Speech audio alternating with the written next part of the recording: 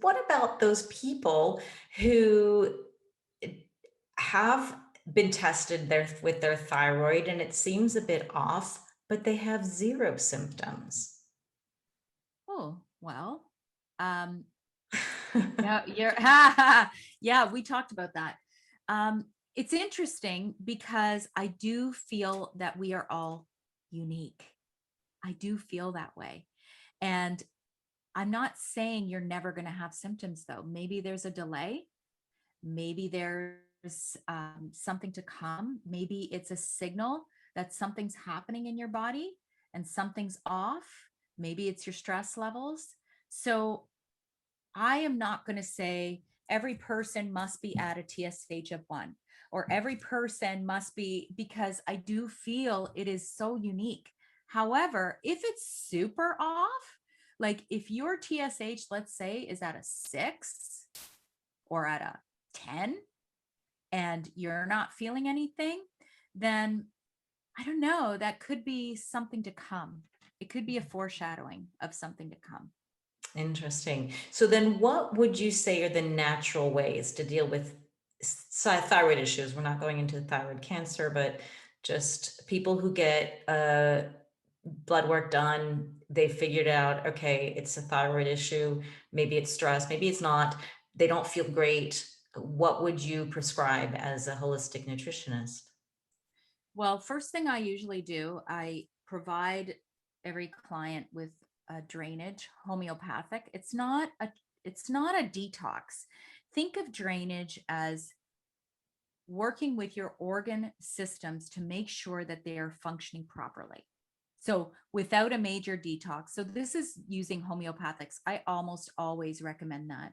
And it would be using homeopathic remedies that affect those organ systems. So often the culprit, liver, digestion, right? So those are key components. And then I am not a huge advocate of very, very strict diets. However, gluten can be really offending for a lot of people, especially if they have an autoimmune condition. So that is kind of like the one big one that I always say, try and just, cut that down. The other thing we do is look at what's actually happening in the gut. What are the symptoms? What can we do to optimize that function in the gut? Then there's, of course, it's interesting because people are like, oh, yeah, I'm eating my broccoli and I'm eating my cauliflower and I'm dipping it in this and I'm thinking it's so great. Well, eating it raw, not so great. If you have thyroid issues, you really want to cook all of your cruciferous vegetables.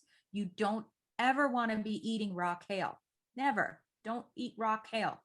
And everybody's like, oh yeah, kale. Kale is like what I do with kale actually is I put it in sauces and I cook it so that my greens are in my sauces and I'm getting the benefit and my family's getting the benefit that way.